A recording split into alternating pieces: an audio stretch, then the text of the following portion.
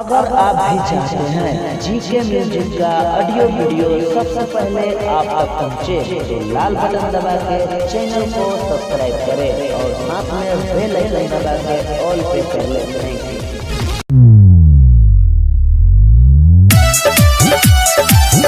Music by Gaurav Roshan, DJ Vikas Riga Sitamarhi. आप सुन रहे हैं अमित पटेल की आवाज में। चोरा के दिल रे हयरवा छहुड़ी गहिल चोरा के मोरा दिल रे गोरकी गहिल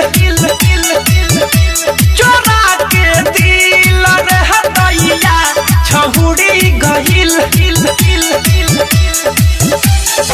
ऐसन रोग धरैल सहो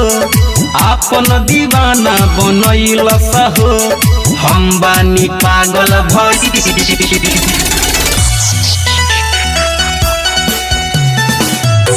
छौड़ी गहिल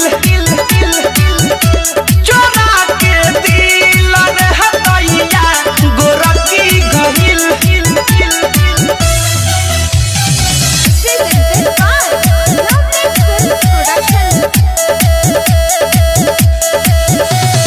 डीजे विकास रीगा सीतामढ़ी। नजरिए से जादू चलैल सहुयार हो न बस में रहेला जियारा हमार हो भइल बका बताई हम दिलवा के हाल सुनाई हम ना जाने का हो गई चोरा के मोरा दिल रे यारवा गोरकी गहिल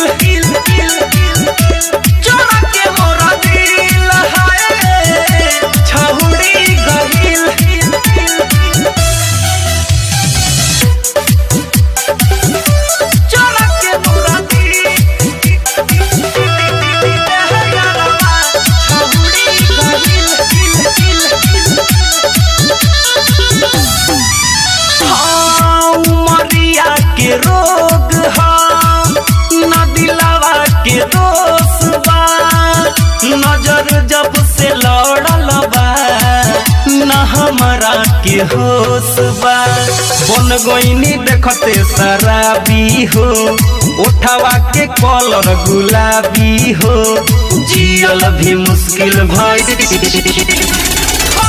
चोरा के मोरा दिल रे हदैया गोरकी गइल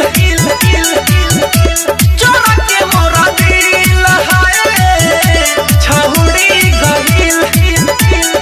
ऐसन रोग धरैल सहो आपन दीवाना बनैल सहो हम बानी पागल भई